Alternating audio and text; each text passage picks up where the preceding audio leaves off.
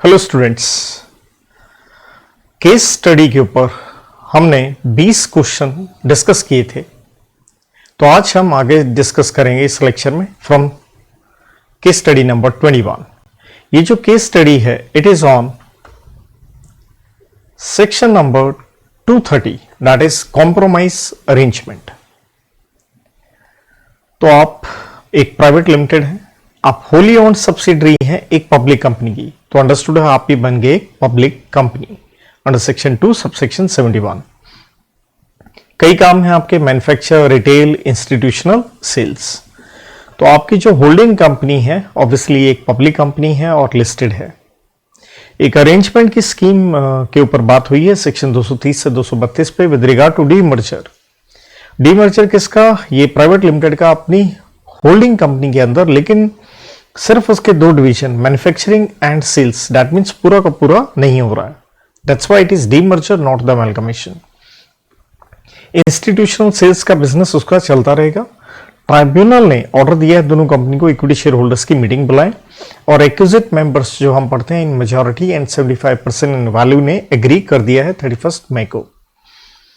और notice of meeting भेजा जाता है और सेक्टोरल रेगुलेटर्स को भेजा जाता है। तो इनकम टैक्स डिपार्टमेंट ने ऑन 5/4/2020 को, क्योंकि 30 दिन का उनके पास टाइम होता, वो अपना एक रिप्रेजेंटेशन दे सकते हैं। तो requiring the representation if any, जो कि रिसीव हो गया 9 अप्रैल को within 30 days. Appointed date जो कॉम्प्रोमाइज की तय हुई है, डीमर्जर की तय हुई है, date is by tribunal shall be 1 July 2020। और कॉपी ऑफ ऑर्डर, ट्राइब्यूनल का जब ऑर्डर आता है रिसीव होने के बाद 30 दिन के अंदर अंदर आपको आरओसी को फाइल करना होता है। तो कहता है ये फाइल कर दिया गया है आरओसी को 12 जुलाई को, जबकि ऑर्डर आया था 4 जुलाई को। तो पहला क्वेश्चन ये है कि जो प्राइवेट लिमिटेड है ऑब्वियसली क्या बन गई, एक ट्रांसफर कंपनी बन गई, ऑप्शन नंबर बी। और जो उसकी होल्डिंग कंपनी थी नेचुरल, ऑप्शन ए में उसका आंसर क्या हो जाएगा, it will be a transferee company. तो कहता है वेदर एनी कंसीडरेशन, क्या होल्डिंग कंपनी अपनी सब्सिडरी को देगी? और देखिए पहली बात, आप पहले ही होली ओन्ड सब्सिडरी है तो question of consideration does not arise, no, क्योंकि आप होली ओन्ड सब्सिडरी हैं, ऑप्शन नंबर सी। देन आपसे पूछा गया स्कीम ऑफ अरेंजमेंट किस दिन से इफेक्टिव होगी, जो कि अपॉइंटेड डेट है, जो कि ऑलरेडी के स्टडी के अंदर दे रखा था 1 जुलाई। और देन पूछा गया कितने दिन मिलेंगे इनकम टैक्स डिपार्टमेंट को अपनी रिप्रेजेंटेशन देने के लिए। तो सेक्शन 230 कहता है 30 डेज का आपको टाइम पीरियड होगा जिस दिन आपको नोटिस मिला। So option number B. Next जो केस स्टडी है, केस स्टडी नंबर 22, ये है foreign company, that is chapter number, foreign company आप पढ़ते हैं चैप्टर नंबर 22 के अंदर फ्रॉम सेक्शन 379 से 393A में। एंड साथ में इसके साथ हारमोनियस कह लीजिए कि स्टडी फेम एक्ट के ऊपर है। तो आप एक ओक ट्री पब्लिक कंपनी है, लेकिन आप बाहर की हैं, सिंगापुर में रजिस्टर्ड हैं आप, और भारत में प्लेस ऑफ बिजनेस है, इसलिए आप अंडर सेक्शन 2 सब सेक्शन 42 बन गए फॉरेन कंपनी। तो आपने डॉक्यूमेंट्स फाइल करने होते हैं आरओसी न्यू दिल्ली के पास, सेक्शन नंबर 380 ये कहता है। तो कहता है आपने ये डॉक्यूमेंट्स लिस्ट दे रखी है 380 के मुताबिक, जो 380 का कंटेंट है वही सब कुछ यहाँ लिखा है। कंपनी के डायरेक्टर्स एंड सीएस की डिटेल बताई गई है। कहता है मिस्टर सुमेध सैनी हेड, ये डायरेक्टर था, बिजनेस इंटरेस्ट है लंदन, ये लंदन गए हैं 1 सितंबर 2019 को for the purpose of looking after his business. देखिए आप बिजनेस के लिए जब आप लंदन जाते हैं तो फेमा एक्ट में हम सेक्शन 2V के अंदर डेफिनेशन पढ़ते हैं पर्सन रेजिडेंट इन इंडिया, जहां हम कहते हैं आपका स्टे होना चाहिए 182 डेज से ज़्यादा, कब? प्रीसीडिंग फाइनेंशियल ईयर में। लेकिन ये कंडीशन एप्लीकेबल नहीं होती अगर आप बिजनेस के लिए बाहर जा रहे हैं। तो बिजनेस के लिए आप बाहर जा भी रहे हो, इतने दिन का स्टे भी हो जाए, तभी आप क्या कहलाते हैं, पर्सन रेजिडेंट आउटसाइड इंडिया। तो कहते हैं ये भारत में इस डेट को वापस आ गए to spend time with the parents, और फिर से भारत के बाहर चले गए बिजनेस के लिए। अलग अलग डेट्स दे रखी हैं, इंडिया आए फिर बाहर गया, this and that. In fact Sumedh Saini का कोई इंटरेस्ट नहीं है सॉफ्टवेयर बिजनेस ऑफ ऑक्ट्री के अंदर, और accordingly he was prevailed upon by other directors कि वो रिजाइन करते, तो उनकी जगह पे सोमनाथ एक नए डायरेक्टर आ गए। सोमनाथ को बाद में एमडी बना दिया जाता है कंपनी का। और अब स्ट्रेट वे क्वेश्चन है, अगले पैरे में ऐसा कुछ नहीं था। तो आपसे पूछा गया है ऑप्शन में ढूंढे applicable form and time period जिसके अंदर आपको प्रिस्क्राइब डॉक्यूमेंट्स आरओसी को देने हैं। जब आपने चेन्नई में अपना प्लेस ऑफ बिजनेस एस्टैब्लिश किया तो इसके ऊपर हम पढ़ते हैं कि भैया FC1 फॉर्म होता है जो 30 दिन के अंदर अंदर सेक्शन 380 के अंदर आपको आरओसी न्यू दिल्ली को देना होता है। So option number B is the correct answer. Second question कहता अगर मान लीजिए जो कंपनी है बाहर की, अगर it fails to deliver the documents, तो पूछा गया कौन सी इनमें से ऑप्शन ठीक होगी। नेचुरल है, यहाँ पे पेनल्टी लगेगी सेक्शन 392 की। कंपनी के ऊपर लगती है मिनिमम 1 लाख रुपए, मैक्सिमम 3 लाख और डेली का 50,000 रुपए का fine. So option number D. Thereafter क्योंकि चेंज इन डायरेक्टरशिप हुई है, क्योंकि सोनी की जगह पे सोमनाथ आ गया था, तो आपसे पूछा गया कौन सा फॉर्म एंड टाइम पीरियड के अंदर हम आरओसी को फाइल करेंगे। तो जब भी कोई ऑल्ट्रेशन होती है तो उसके लिए FC2 इस्तेमाल किया जाता है।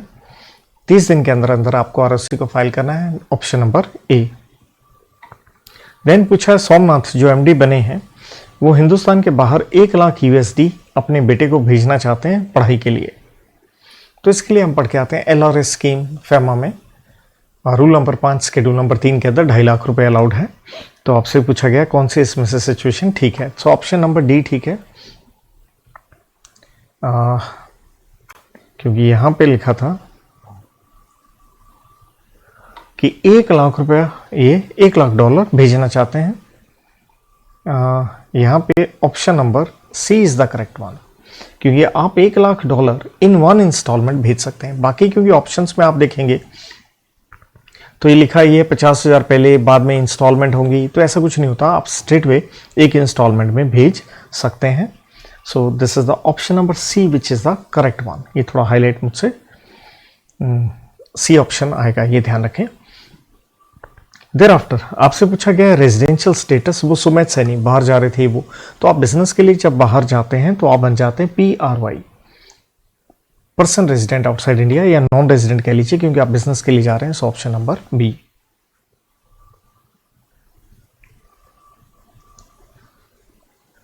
केस स्टडी नंबर 23, तो ये केस स्टडी है चैप्टर नंबर 13 के ऊपर, कह लीजिए mainly managerial personal and remuneration के ऊपर। कहता आपने शाम को निकाल दिया है बोर्ड ऑफ डायरेक्टर से, रादर वो MD थे, कि उनको कॉम्पनसेशन दे दिया जाएगा फॉर वेकेशन ऑफ ऑफिस। तो यहां लग जाता है सेक्शन नंबर 202। तो ऑफिस वेकेट होता है 31 मई 2020 को, जबकि उनका टेन्योर है दिसंबर 2022 तक। तो देखिए अगर आप गैप देखेंगे तो ये 27 महीने का निकल के आता है, तो डेट मीन्स 27 मंथ्स आपने पहले उसे निकाल दिया है। आपको रेम्यूनरेशन मिली है क्योंकि अभी आपके पूरे 5 साल हुए नहीं थे, क्योंकि MD का टेन्योर 196 में 5 साल का होता है। तो नेचुरली ये 2 साल पूरे हो गए और यहां पे हुए आपके अप्रैल और मई सिर्फ 2 महीने। सो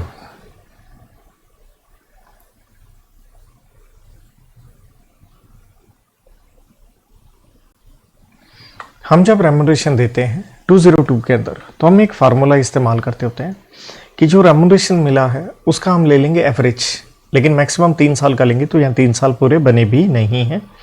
तो आप जो रेम्यूनरेशन दे रखा है तो हम इसका एवरेज निकालेंगे और फिर उस एवरेज रेम्यूनरेशन को मल्टीप्लाई करना होता है अनएक्सपायर्ड टेन्योर या मैक्सिमम 3 साल विच एवरेज अर्लियर। तो ये 27 महीने से हम इसे मल्टीप्लाई कर देंगे।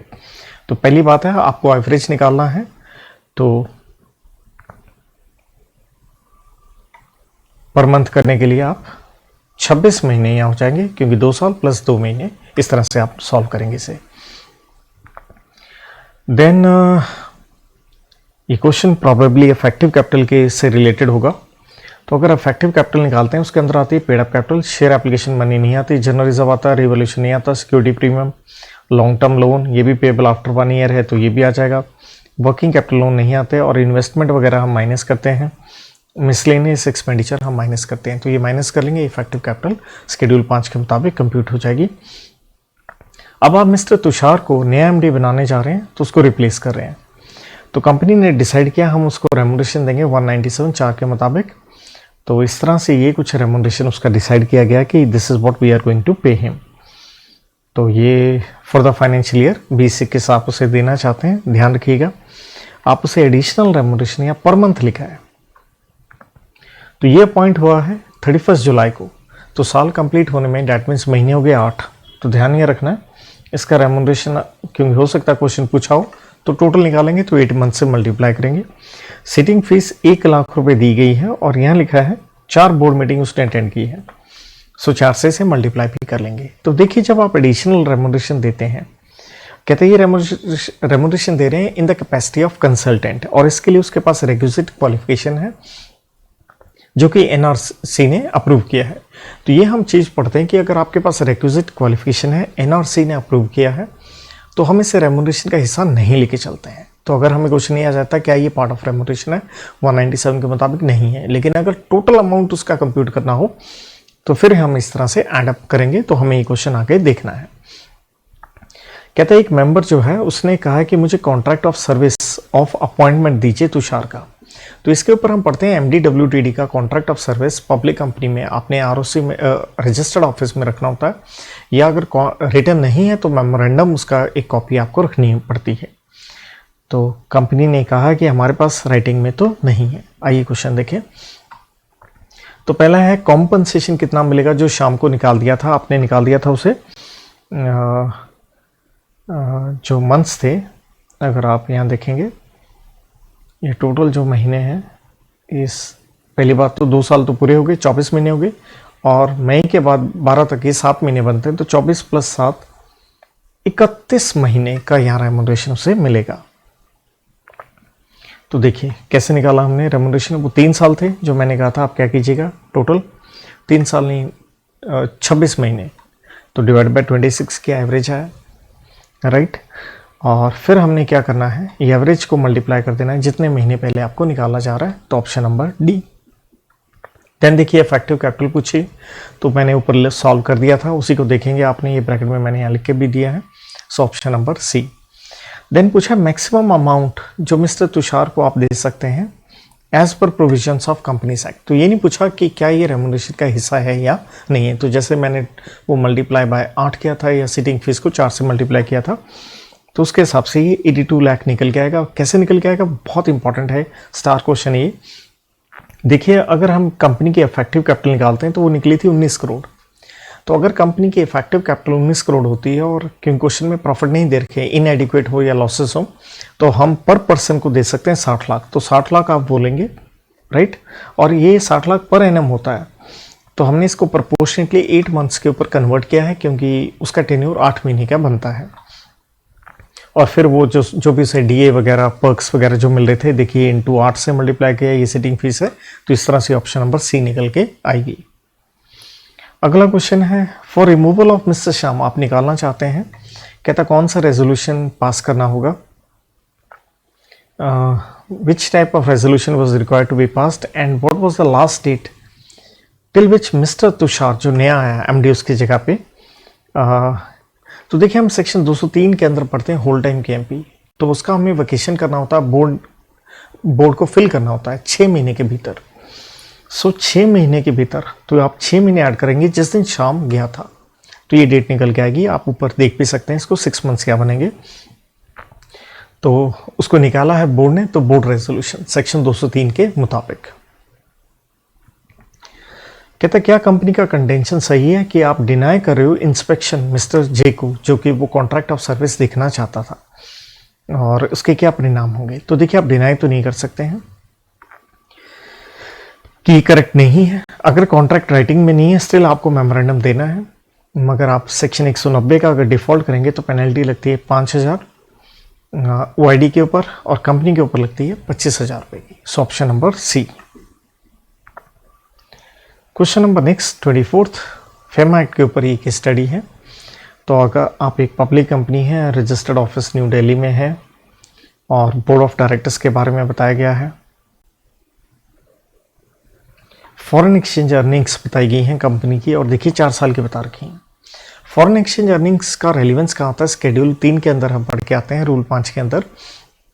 कि अगर आप इंडियन कॉर्पोरेट हैं तो बाहर जब आप डोनेशन दे रहे हैं तो आप दे सकते हैं, वहाँ हम लिमिट पढ़ते हैं 1% ऑफ फॉरेन एक्सचेंज अर्निंग्स वाली लिमिट।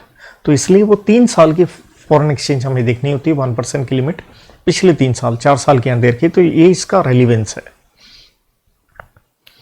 तो आपने एक मशीन इंपोर्ट करी है 60 लाख की बाहर से, क्योंकि आप भारतीय कॉर्पोरेट हैं तो आप पर्सन रेजिडेंट इन इंडिया हैं, और इसकी जो रीपेमेंट है आपने मंथली इंस्टॉलमेंट्स में करनी है। तो कंपनी इज प्रपोजिंग टू इनकर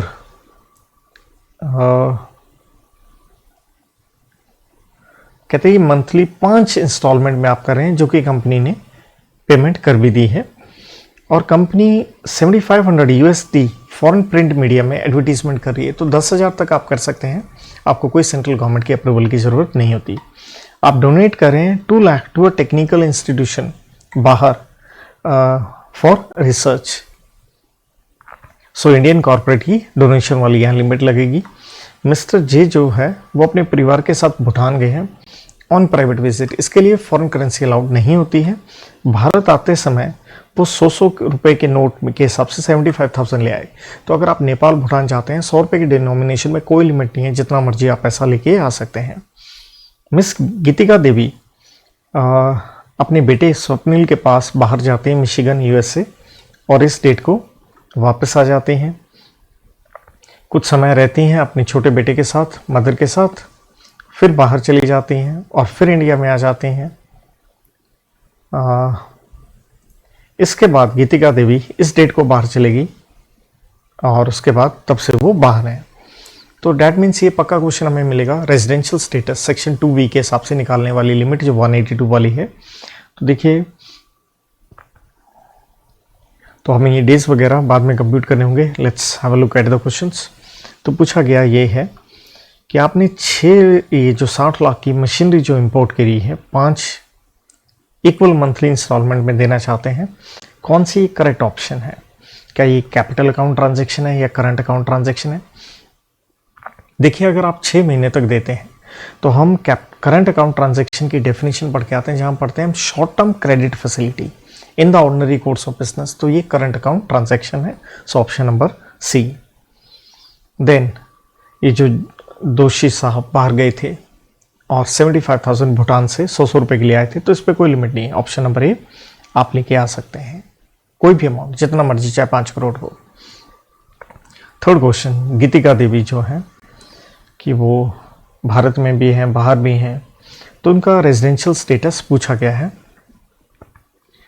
तो उसके रिलेटेड ऑप्शंस दे रखे हैं। तो देखिए 2 साल का दे रखा है, 19-20 एंड 20-21। तो 19-20 का किसके ऊपर डिपेंडेंट है? 18-19 पे, और ये है 19-20 पे। तो आइए 18-19 का आपको आंसर दिया है PROI। तो जैसे मैंने कहा था, और इसका दिया है PRI। तो आप 18-19 का अगर देखेंगे, 18-19 जुलाई 2 को इंडिया में आई, सितंबर तक रही, जुलाई 2 से सितंबर, तो जुलाई होता है 31 का। तो जुलाई के हो गए 30 दिन, अगस्त के हो गए 31, 61, 66 तक यहाँ हो गए। उसके बाद वो नवंबर 30 को आती हैं, लेकिन 4 दिसंबर को फिर से चली जाती हैं। तो ये सिर्फ 70 डेज बनते हैं। तो आंसर हमारा बन गया PROI। एक आधे दिन ऊपर नीचे हो सकता है, फटाफट कर रहा हूँ मैं, राइट। इसके बाद वो इंडिया में आ जाती हैं अप्रैल 25, 2019 को। तो अप्रैल से मार्च तक ऑब्वियसली मोर देन 182 पक्का बन जाएंगे। कौन से साल के लिए? ये 19-20 का डाटा है। तो 20-21 में हम कहेंगे she will become what? PRI।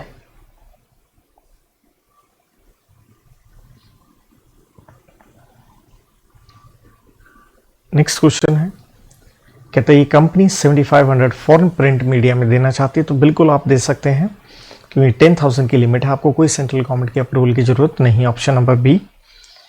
Question number 24.5 कि कंपनी जो है वो 2 लाख रुपए किसी बाहर के इंस्टीट्यूशन डोनेशन देना चाहते हैं अपनी रिसर्च से रिलेटेड। तो देखिए, हम पढ़ते होते हैं 5 मिलियन और 1% ऑफ फॉरेन एक्सचेंज अर्निंग्स पिछले 3 साल की। तो पिछले 3 साल के आप उठाएंगे, विचएवर इज लेस, उसके लिए कोई RBI की अप्रूवल नहीं होती है। तो यहाँ आप पक्का 2 लाख दे पाएंगे लेकिन क्या लिखा है, but only with the prior approval of RBI. तो डैट मीन्स आपकी लिमिट एक्सीड हो रही है। तो अगर आप डेटे में जाएंगे, ये रहा, तो इन तीनों का आप टोटल करेंगे, डिवाइड बाय 3 करेंगे एंड 1%, सॉरी डिवाइड बाय नहीं करेंगे, इन तीनों का आप टोटल करेंगे। टोटल करने के बाद इनटू 1% आप करेंगे, तो ये 2 लाख से ज्यादा निकल के आएगा। तो 2 लाख से ज्यादा निकला है तो आपको आरबीआई की प्रायर अप्रूवल लेनी पड़ेगी। That is the answer.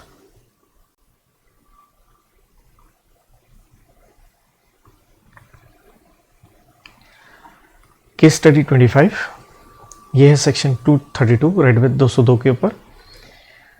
तो कहता है जी, आप सब्सिडरी हैं पब्लिक कंपनी की, ठीक है, और आप जो है एक लिस्टेड कंपनी है, जो कि आपकी जो होल्डिंग है हार्दिक, ये अनलिस्टेड है। दोनों की पेड अप कैपिटल भी बता रखी है। एप्लीकेशन दी गई है ट्राइब्यूनल को अमालगमेशन के लिए, और एनसीएलटी 1 में एप्लीकेशन के साथ ये डिटेल्स लगा के दी है। तो ट्राइब्यूनल ने मीटिंग बुलाई है मेंबर्स की, क्रेडिटर्स की। मंजीत एक एमडी है सिमरन सॉफ्टवेयर के, और हम होल टाइम डायरेक्टर हैं। लेकिन अमालगमेशन की वजह से mister Manjeet lost his job, तो उसे 202 में कॉम्पनसेशन मिल जाएगा। जबकि राम अपॉइंट हो गया है डायरेक्टर इन हार्दिक, नहीं, मिस्टर राम जो है was to be appointed as director in Hardik company में, but he was not happy with such amalgamation and as a result he resigned। तो 202 में पढ़ते हैं कि अगर आप रिजाइन खुद करते हैं तो आपको कोई कॉम्पनसेशन नहीं मिलेगा। तो भैया राम को कॉम्पनसेशन नहीं मिलेगा, मंजीत को 202 में मिल जाएगा। तो कहता है मिस्टर मंजीत जो 5 साल के लिए अपॉइंट हुए थे इस डेट को, mister Ram was appointed as whole time on this date. Company ने डिसाइड किया कॉम्पनसेशन से रिलेटेड, तो हमें वो लिमिट लगानी पड़ती है 3 साल वाली। एवरेज रेम्यूनरेशन मैक्सिमम 3 साल के लिए आप दे सकते हैं। कहता 5% शेयर होल्डर सिमरन के decided to opt out of the company. They were not satisfied with the scheme of amalgamation, तो वो डिसेंटिंग है। So according to value of their shares the tribunal order to pay to them, एक predetermined price formula के हिसाब से उनको पैसा दिया जाए ऑप्ट आउट अपॉर्चुनिटी डिसेंटिंग को। सिमरन सॉफ्टवेयर ने ट्राइब्यूनल को बताया उनके खिलाफ एक पेंडिंग लीगल केस है। ये सब बताने होते हैं आपको, 232 के अंदर हम ये पढ़ते हैं। Against one of the directors mister Mohan company has sued mister Mohan, और उनको सस्पेंड किया हुआ है। और mister Mohan at present is being prosecuted. 447 में फ्रॉड का ऑफेंस आता है और 452 में आता है with holding of companies property का केस डला हुआ है। मोहन ने 20 लाख का कंपनी को नुकसान पहुंचाया है। तो ट्राइब्यूनल इस स्कीम ऑफ अमालगमेशन से 22 जनवरी 2021 को इफेक्टिव डेट बताया गया है, लेकिन कार्रवाई कंप्लीट होने में 1 साल हो गया। तो इस दौरान आपको स्टेटमेंट फाइल करनी पड़ती है जब तक ये पूरा का पूरा अमालगमेशन ना हो जाए। और it was held by the tribunal कि that when the transfer company gets dissolved, the fees if any paid by the transfer company on authorized capital to be set off against fees payable by transferring company on its authorized capital subsequent to amalgamation। कि amalgamation के बाद transferee को अपनी authorise capital बढ़ानी पड़ती है तो उसके ऊपर फीस दी जाती है आरओसी, तो आप ट्रांसफर वाली एडजस्ट कर सकते हो। क्लियरली सेक्शन 232 में ये लिखा हुआ है। इसके बाद ऑर्डर आ गया ट्राइब्यूनल का, जिसकी सर्टिफाइड कॉपी मिलने के बाद आपको आरओसी के पास 30 दिन में देनी पड़ती है। तो आप देख रहे हैं मोटा मोटा एक ही फ्लो में क्वेश्चन जा रहा था, तो सारे पैरे मैंने पढ़ दिए। उसके बाद I can pick up the questions. So tribunal ने जो डिसाइड किया था, डिसेंडिंग जो 5% थे उनको कॉम्पनसेशन देने से रिलेटेड, तो वैल्यूएशन जो होगी उससे रिलेटेड पूछा गया है। तो जो सेबी रेगुलेशंस हैं उससे कम नहीं हो सकती। So option number B. कहता क्या कॉन्सिक्वेंस होगा of amalgamation of Simran software जो कि लिस्टेड कंपनी है इनटू हार्दिक जो कि अनलिस्टेड है, इसलिए सेबी रेगुलेशन के हिसाब से वैल्यूएशन थी। तो अब ये बता सिंपली रखा, देखिए है क्या क्वेश्चन, ये है ट्रांसफरर है लिस्टेड ट्रांसफरी है अनलिस्टेड। तो क्वेश्चन ये है, क्या amalgamation of listed company into unlisted, क्या ऑटोमेटिकली आप लिस्टेड हो जाएंगे? ऐसा कुछ नहीं होता, क्योंकि आप लिस्टेड तभी होंगे जब आप लिस्टिंग का स्टॉक एक्सचेंज को एप्लीकेशन देंगे। सो ऑप्शन बी करेक्ट है, डज नॉट इटसेल्फ, अपने आप लिस्टेड नहीं बन पाएंगे।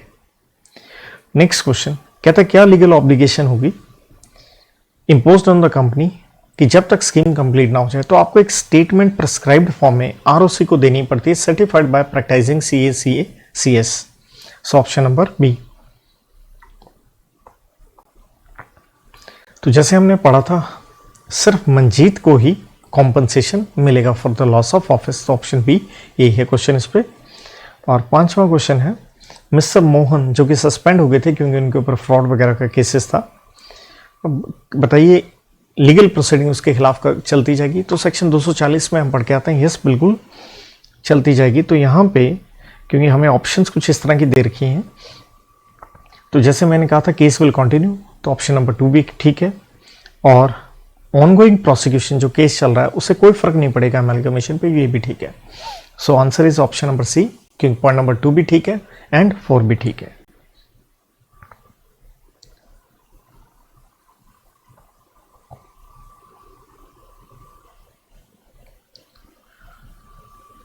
क्वेश्चन नंबर 26, आप टेक ओवर कर रहे हैं कंट्रोल इस कंपनी का, Swati international limited transferor company है ये, बाय XYZ लिमिटेड जो कि ट्रांसफरी है। तो कहते हैं एक ऑफर दी गई है स्वाति के शेयर होल्डर्स को 4 महीने के लिए। तो ये लग गया सेक्शन 235। तो हमारा ये क्वेश्चन है कि स्टडी है ऑन सेक्शन नंबर 235 के ऊपर कि आप किसी को टेक ओवर करना चाह रहे हैं और आप ऑफर दे रहे हैं, तो बोथ द कंपनी 4 महीने का टाइम देते हैं। जब 90% हाँ करते हैं, फिर आप डिसेंटिंग 10% होते हैं मैक्सिमम, तो उनके भी शेयर आप ले सकते हैं अगले 2 महीने में ऑफर देते हुए। तो कहते हैं ये अप्रूव कर दिया 90% ने। इसके बाद डिसेंटिंग को आपने ऑफर दी है, और डिसेंटिंग के पास एक महीने का टाइम होता है जब आप वो एप्लीकेशन दे सकते हैं ट्राइब्यूनल को if they are not satisfied. लेकिन ऑर्डर आ गया ट्राइब्यूनल का कि डिसेंटिंग को शेयर देने पड़ेंगे ट्रांसफरी कंपनी को। तो XYZ लिमिटेड ने एक और नोटिस दिया है कंपनी को विद इंस्ट्रूमेंट ऑफ ट्रांसफर, ताकि वो डिसेंटिंग के शेयर उनके नाम पे कर दिए जाएं।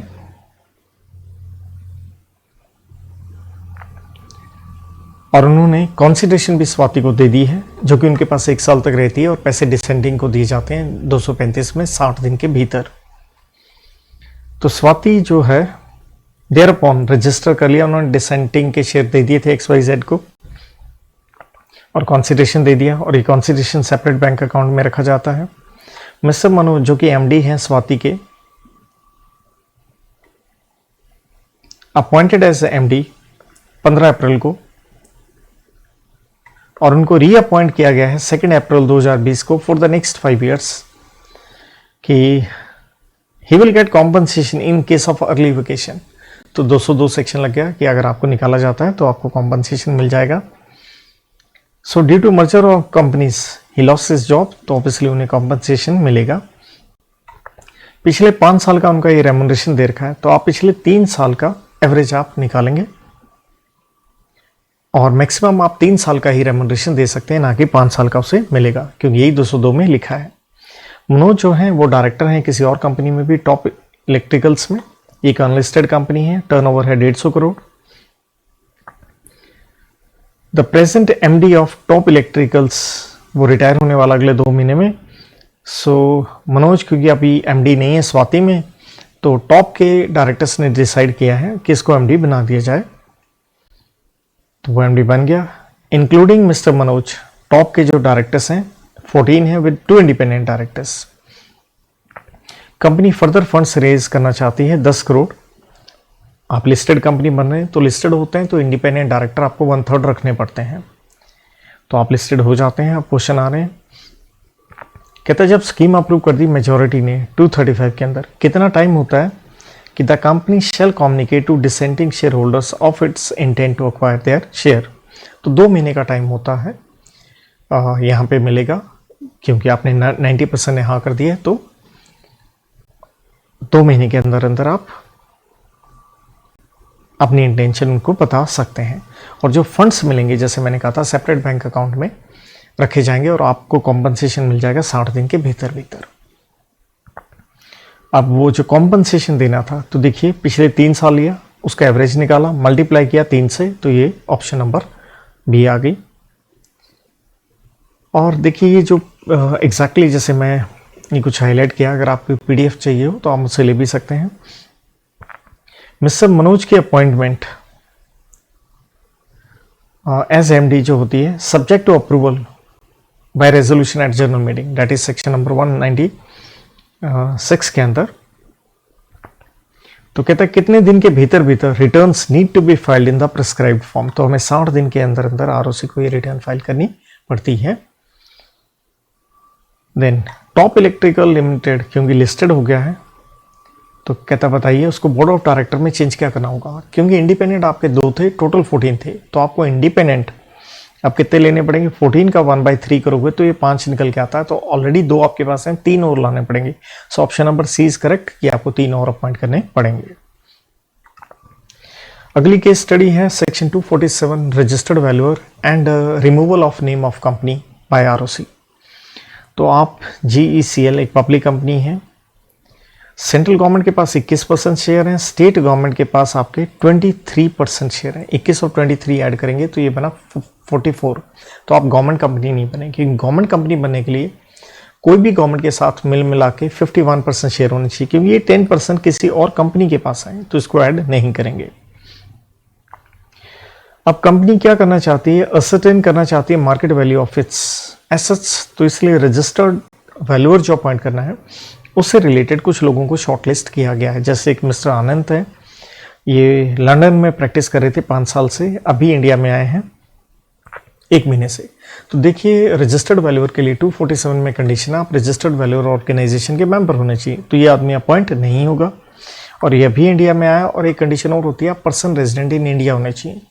और पर्सन रेजिडेंट इन इंडिया का मतलब सेम वही है जो फेमा एक्ट में लिखा है, ये कहता है section number 247।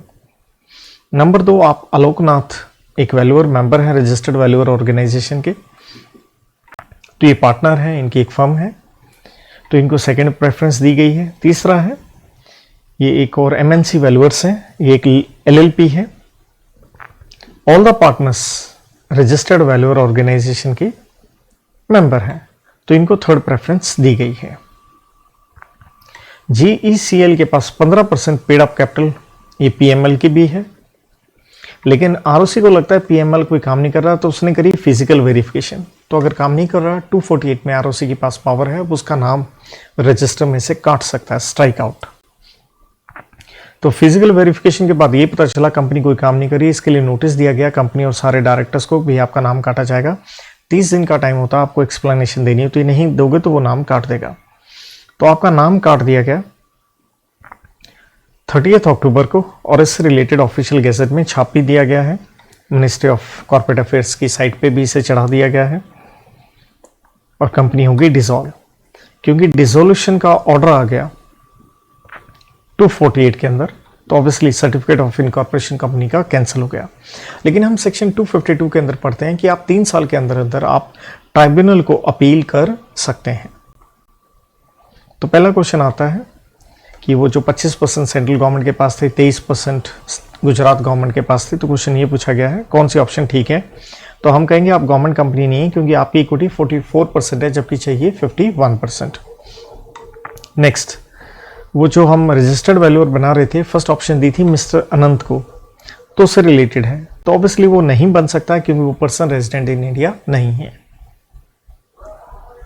Next question, PML जिसका फिजिकल वेरिफिकेशन करने के बाद रजिस्टर्ड ऑफिस में काम नहीं करी थी, आपने नाम काट दिया था, तो उससे रिलेटेड है कि उसके पास कौन से ऑप्शंस अवेलेबल हैं। तो 3 साल के अंदर अंदर आप एपेलेट ट्राइब्यूनल को सेक्शन 252 के अंदर अपील कर सकते हैं, so option number C. Next कहता है इनमें से कौन सी ऑप्शन एप्लीकेबल है PML के पास, अगर वो डिनाई करती है टू डिस्चार्ज इट्स लायबिलिटी। देखिए जब कोई कंपनी बंद होती है तो आपने अपने एसेट्स बेचने, अपने लायबिलिटीज पे ऑफ करनी होती हैं। तो यहाँ पीएमएल कंपनी कहती है मैं अपनी लायबिलिटी पे नहीं करूंगी क्योंकि debt after dissolution it has cease to operate. Sorry, आपको अपनी वो लायबिलिटीज पूरी पे करनी पड़ेगी। सो ऑप्शन नंबर सही इज द करेक्ट आंसर कि आपकी कंटेंशन इनवैलिड है क्योंकि रियलाइजेशन ऑफ एसेट पे कोई फर्क नहीं पड़ेगा और डिस्चार्ज ऑफ लायबिलिटी पे कोई फर्क नहीं पड़ेगा। क्वेश्चन नंबर 5वां, पीएमएल ने अपने आप ही डिसाइड किया है कि वो एक एप्लीकेशन देंगे आरओसी को फॉर रिमूवल ऑफ नेम। इसे हम कहते हैं वॉलेंट्री रिमूवल ऑफ नेम। तो इसके लिए आपको एसआर पास करना पड़ता है या 75% मेंबर्स की कंसेंट लेनी पड़ती है। सो डी ऑप्शन ठीक है, या तो एसआर पास करो, एसआर जीएम में पास होगा, बिना जीएम के भी आपको 75% मेंबर्स की आपको अप्रूवल लेके आरओसी को फाइलिंग करनी पड़ती है। So option number D. Next question chapter 20 winding up पे है। सो कहता आप बिनी टेक्सटाइल्स हैं, लिमिटेड बाय शेयर्स हैं, आपके यहाँ 12 डायरेक्टर हैं इंक्लूडिंग मिस्टर सिंह जो कि एमडी है। वाइंडिंग अप की पिटीशन दी गई है कॉन्ट्रीब्यूटरीज के द्वारा, जिसके ऊपर हम पढ़ते हैं सेक्शन 272 के अंदर कि कंपनी में मिसमैनेजमेंट वगैरह हो रहा है। मिस्टर रोहन एंड मिस्टर शरद बेटे हैं किसके? मिस्टर राम के, जिनकी मौत हो गई है 3 महीने पहले। तो देखिए हम ये भी कहते हैं कि कॉन्ट्रीब्यूटरी मान लिया जाएगा लीगल रिप्रेजेंटेटिव को भी, 272 में हम पढ़ के आते हैं। तो ये भी कॉन्ट्रीब्यूटरी माने जाएंगे क्योंकि इनके पास इनहेरिटेंस हो गया, पिताजी के शेयर्स आ गए। तो कम ट्राइब्यूनल ने सेटिस्फाई होके वाइंडिंग अप का ऑर्डर दे दिया है। वाइंडिंग अप के ऑर्डर की वजह से मिस्टर सिंह जो एमडी थे उनका लॉस ऑफ ऑफिस हुआ, लेकिन हम 202 के अंदर पढ़ते हैं कि अगर आपके रहते ही कंपनी अगर वाइंड अप हो जाए या आपके जाने के बाद भी 1 साल में वाइंड अप हो जाए तो मैनेजरियल पर्सोनल को कोई कॉम्पनसेशन नहीं मिलता। तो ये नहीं मिलेगा इनको। तो कहता कंपनी एक्ट के मुताबिक ट्राइब्यूनल को अपना वाइंडिंग अप का ऑर्डर लिक्विडेटर एंड आरओसी को बताना पड़ता है। तो इसके लिए ट्राइब्यूनल ने कंपनी लिक्विडेटर दिलीप को अपॉइंट किया है। इस डेट को दिलीप का कॉन्फ्लिक्ट ऑफ इंटरेस्ट है। देखिए हम क्लियरली पढ़ के आते हैं कि जो लिक्विडेटर है उसको अपॉइंटमेंट में 7 दिन के भीतर भीतर बताना पड़ता है कि वो कोई कॉन्फ्लिक्ट ऑफ इंटरेस्ट नहीं है, वो टोटली इंडिपेंडेंट आदमी है। और 281 में लिक्विडेटर एक रिपोर्ट सबमिट करता है, तो उसके कंटेंट से ये सब दे रखे हैं। इसका कोई क्वेश्चन में सच काम नहीं होगा, तो I am trying to save time कि फटाफट क्लास से आपको भाई मोटा मोटा सब कुछ पता चल जाए, कोई क्वेश्चन में डाउट आए तो आपको हेल्प हो सके। कहता कंपनी के 1000 मेंबर हैं, 500 मेंबर ने सिर्फ 50% पैसा भी दिया है। कंपनी सारा का सारा डेट रीपे कर सकती है अगर ये 50% मेंबर जिनकी कॉल इन एरियर है अगर ये अपना पैसा दे दें। तो सेक्शन 285 में कॉन्ट्रीब्यूटरी से कॉन्ट्रीब्यूशन आप ले सकते हैं। लेकिन हुआ क्या, 2/3 ने पैसा दिया, 1/3 ने पैसा नहीं दिया। पहला प्रश्न यह था, ये जो बेटे थे जो मेंबर की डेथ होगी उसके, whether they are eligible to sign the petition. Yes, 272 में वो बिल्कुल एलिजिबल हैं क्योंकि हम यही पढ़ते हैं कि उनको कॉन्ट्रीब्यूटरी मान लिया जाएगा। अगला क्वेश्चन कि 2/3 मेंबर पैसे दे दें, 1/3 मेंबर ना दें, तो क्या ये सही है? नहीं, 285 में हम पढ़ के आते हैं हर कॉन्ट्रीब्यूटरी को अपना पैसा देना पड़ेगा। सो option number D. Next question अच्छा है, क्या आप कॉम्पनसेशन देना चाहते हैं मिस्टर सिंह को? सॉरी, 202 के अंदर आप उसे नहीं दे पाएंगे। सो ऑप्शन नंबर बी, क्योंकि ट्राइब्यूनल ने वाइंडिंग अप करी है। कॉन्फ्लिक्ट ऑफ इंटरेस्ट है तो 7 दिन के भीतर बताना होता है। तो देखिए 21 दिसंबर हमने ऊपर पढ़ा था, तो 28 दिसंबर तक आपने बताना होता है सेक्शन 275 के अंदर। क्या रोल होगा रजिस्ट्रार का जैसे उसे इंटीमेशन मिलती है ट्राइब्यूनल से वाइंडिंग अप की? तो 277 के अंदर हम पढ़ते हैं he will make an endorsement to that effect, कि वो एंडोर्स करेगा हाँ जी कंपनी बंद हो गई है, और ऑफिशियल गैजेट में छापेगा। So option number C. Next question section 236, जो अगेन हम कॉम्प्रोमाइज अरेंजमेंट में पढ़ते हैं, जहाँ 90% एक मेजॉरिटी होल्डर्स हैं तो वो अपनी मर्जी से बाकी 10% माइनॉरिटी के शेयर ले सकते हैं। कहते ये 3 दोस्त थे, काफ़ी अच्छा एक्सपीरियंस था, तो तीनों ने मिलकर एक कंपनी बना ली प्राइवेट लिमिटेड मेहता। 2 साल के बाद एक मिस्टर रावत हैं, कंपनी के काफ़ी तगड़े कस्टमर हैं, उन्होंने भी कंपनी के 5% शेयर्स ले लिए, तो यहाँ पे 4 मेंबर हो गए। उन 3 के पास 95% शेयर थे, इसके पास हो गए 5%। लेकिन 2019 में एक और कंपनी जगत इलेक्ट्रिकल लिमिटेड ने 70% शेयर मेहता कंपनी के उनके शेयर होल्डर से खरीद लिए, तो अब जो 4 शेयर होल्डर थे उनके पास सिर्फ 30% शेयर बचे। जो मिस्टर रावत था जिसने 5% शेयर खरीदे थे उसके भी जगत ने ले लिए, तो जगत के शेयर कितने हो जाएंगे? 75%। ऐसे करते करते जो जगत थी जेल, उसके पास 92% शेयर हो गए। तो यहाँ लग गया सेक्शन 236, क्योंकि हम 236 में ही कहते हैं कि मेजॉरिटी के पास 90% शेयर्स हैं, तो अब बाकी 10% आप ले सकते हैं। तो पीछे इन 3 दोस्तों के पास बचे 8%, लेकिन ध्यान रहे अब कंपनी के टोटल 4 मेंबर हैं, जिसमें से 3 माइनॉरिटी वाले हैं। तो नो डाउट इससे जेईएल के पास एक अपर हैंड हो गया कंपनी को रन करने का। इसलिए तीनों दोस्तों ने मिलके 241 के अंदर हम पढ़ते हैं कि आप ऑपरेशन मिसमैनेजमेंट की एप्लीकेशन दे सकते हैं। इन्होंने दे दी। बाद में जेईएल ने एक एग्रीमेंट किया है इन तीनों के साथ कि उनके शेयर खरीदने का, और परसुएंट टू दिस जेईएल ने एक नोटिस भेज दिया है उनको उनके शेयर्स लेने का। 236 में आप ले सकते हैं, लेकिन कोई रिस्पॉन्स नहीं आता, तो कंपनी दोबारा से एक नोटिस भेजती है कि calling upon them to sell at an agreed price which is to be decided as per valuation done by chartered accountant. तो जो वैल्यूएशन होती है वो चार्टर्ड अकाउंटेंट नहीं कर सकता है, रजिस्टर्ड वैल्यूअर होना चाहिए। तो ये 236 का क्वेश्चन है। तो अब मेहता जो कंपनी है गेव नोटिस इन तीनों को कि अपने शेयर 21 दिन के भीतर भीतर हमें दे दीजिए। और हम ये पढ़ते हैं 236 में अगर आप शेयर सर्टिफिकेट नहीं देंगे तब भी आपके कैंसिल कर दिए जाएंगे, लेकिन इन तीनों ने मना कर दिया। मेहता कंपनी ने उनके cancel the shares held by इन तीनों and communicated the same to them. अब थोड़ा अलग जा रहा है। मिस्टर सिंह जो एक मेंबर था, उसकी वाइफ है, वो एक फाइनेंस कंपनी रन कर रही है, सिंह फाइनेंस कंपनी, जिसकी टर्नओवर 5 करोड़ है। मिस्टर सिंह इसमें भी डायरेक्टर हैं। सोल पर्पस कंपनी का है लोन देना बाकी कंपनीज को। तो एक चरण सिंह कंपनी थी, उसको 5 लाख का लोन दिया गया सिंह फाइनेंस की तरफ से। उस 5 लाख में से इन्होंने 3 लाख तो रीपे कर दिया है, बाकी 2 लाख अभी आउटस्टैंडिंग खड़ा है। इन्वेस्टिगेशन होती चरण सिंह के अफेयर्स की, और सेंट्रल गवर्नमेंट को यह पता चलता है कंपनी फ्रॉड कर रही है। तो इसलिए सिंह फाइनेंस कंपनी और एक और कंपनी अर्पिता ने ट्राइब्यूनल को एप्लीकेशन दी है कि भाई ये चरण सिंह अपने शेयर्स ट्रांसफर कर रहा है जो कि प्रेजुडिशियली इफेक्ट करेगा उनके इंटरेस्ट को। सिंह फाइनेंस कंपनी इसका चरण सिंह का सिक्योर्ड क्रेडिटर है, जबकि अर्पिता जो है वो अनसिक्योर्ड क्रेडिटर है और उनका इतना डेट ड्यू है। मिस्टर खुराना का बेटा मिस्टर ऋतिक सीएफओ है XYZ कंपनी में 2 साल से।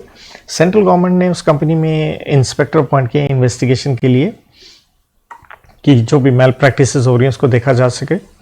और ड्यूरिंग ऑनगोइंग इन्वेस्टिगेशन XYZ ने डिसाइड किया कि हम अपना एम्प्लॉय निकाल देंगे।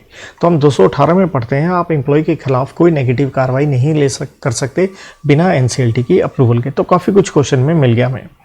तो पहला क्वेश्चन है, क्या ये तीनों मिलके 244 के अंदर एप्लीकेशन दे सकते हैं? तो 244 में हम लिमिट पढ़ते हैं 100 मेंबर हो या 10% हो। देखिए ध्यान रहे कंपनी के टोटल 4 मेंबर हैं, क्योंकि 92% जेईएल के पास है, 3 ही हो गए। तो 4 का आप 10% लेंगे तो एक आदमी से बन जाएगा। तो तीनों ने एप्लीकेशन दी है, बिल्कुल ये मेंटेनेबल है। Option number B is the correct answer. Very good question. Second, GEL ने जैसे नोटिस भेजा इन तीनों को कि अपने शेयर बेचिए at the agreed price decided by chartered accountant, तो हम कहेंगे ये सही नहीं है, क्योंकि वैल्यूएशन जो करेगा रजिस्टर्ड वैल्यूअर करेगा। Option number B. Mehta auto private limited ने कैंसिल कर दिए shares held by minority under section 236। Whether such cancellation of shares can be considered as valid. देखिए यहाँ थोड़ा सा इसका आंसर अगर हम देखें तो उसमें एक इश्यू जरूर निकल के आता, मैं क्लियरली कहूंगा इस चीज को, क्योंकि हम 236 में ये भी पढ़ते हैं, क्योंकि अगर 90% आप मेजॉरिटी होते तो 10% के शेयर आप धक्के से ले सकते हो, और अगर वो फिजिकल शेयर सर्टिफिकेट नहीं देंगे तो उसको कैंसिल किया जा सकता है, ट्रांसफर कंप्लीट किया जा सकता है। तो यहाँ पे एक इश्यू जरूर था कि क्या मेहता प्राइवेट लिमिटेड का ये एक्शन कंसिडर्ड एज वैलिड, तो ये वैलिड मानना चाहिए, क्योंकि yes, in case of any person or group of persons become 90% majority or holds 90% of issued equity share capital, then such person or persons is eligible and can acquire the remaining shares irrespective of response of the minority। तो ये आपका right होता है।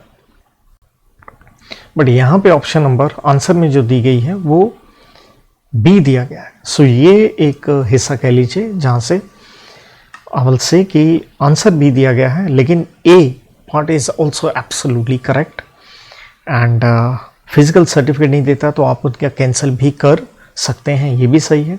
So from my side option A sounds better, so I will go with that. अगला question आता है, Singh finance company and Arpita traders were of the view कि चरण सिंह अपने एसेट जो ट्रांसफर कर रहा है उनको नुकसान पहुंचेगा। सो एज बीइंग क्रेडिटर, लेकिन ध्यान रहे सिंह फाइनेंस सिक्योर्ड था और अर्पिता अनसिक्योर्ड थी, तो कहता है एप्लीकेशन ट्राइब्यूनल को कौन दे सकता है।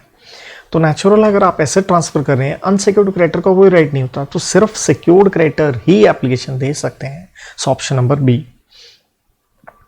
कहता है इन्वेस्टिगेशन होती है और आप ऋतिक को निकाल देना चाहते हैं, सॉरी 218 में बिना ट्राइब्यूनल के अप्रूवल के आप नहीं निकाल सकते, तो answer is option number B. So going to the last case study for this class, number 30।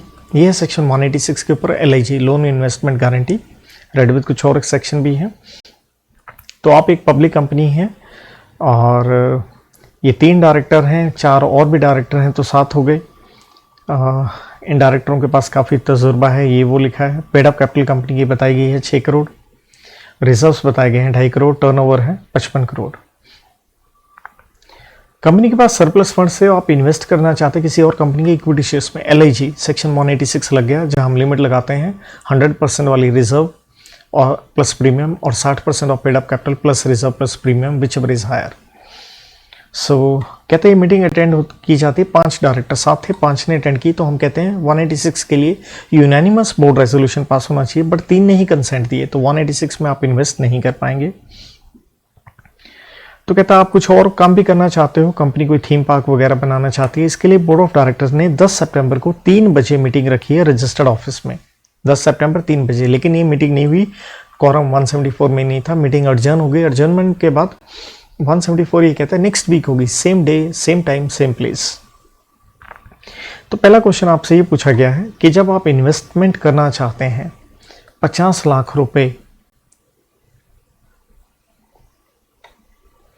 तो 7 में से सिर्फ वो 3 ने ही 5 आए, 3 ने ही दिया, तो हम कहेंगे नहीं करेंगे, क्योंकि पांचों के पांचों डायरेक्टर्स की तरफ से यूनानिमस रेजोल्यूशन होना चाहिए था। So option number B. कहते हैं ये जो बोर्ड मीटिंग होती है अर्जन हो जाती है, तो 10 सितंबर की थी, तो 17 सितंबर will be the correct answer. So option number C. 17 सितंबर 3 बजे सेम रजिस्टर्ड ऑफिस में। एंड क्वेश्चन नंबर नेक्स्ट,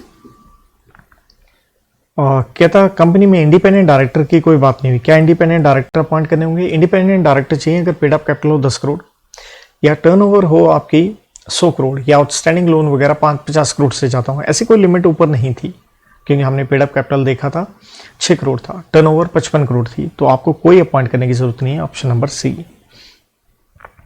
कहता from the options given below choose the one which indicates the maximum amount जो कंपनी इन्वेस्ट कर सकती है बिना special resolution pass किए। तो बिना स्पेशल रेजोल्यूशन पास किए हम वही लिमिट 100% वाली और 60% वाली देखते हैं। तो यहाँ ऑप्शन डी नजर आती, क्यों? क्योंकि 6 करोड़ की पेड अप कैपिटल थी, 2.5 करोड़ का रिजर्व है, 8.5 करोड़ का अगर आप 6% देखेंगे तो ये बना 5.10 करोड़, और रिजर्व का होता 100%, तो वो तो सिर्फ 2.5 करोड़ था, विच एवर इज हायर देखते हैं, तो 5.10 करोड़ तक आप इन्वेस्ट कर सकते हो बिना SR पास किए। सो ऑप्शन नंबर डी। तो इसके साथ ये यहाँ पे आते आते टोटल 30 की स्टडी मैंने आपसे डिस्कस करी। Thank you, good luck, God bless. कोई डाउट हो यू कैन आस्क मी, क्योंकि बहुत फास्ट करवाया है तो एक आधी चीज़ में कुछ हो भी सकता है। Thank you.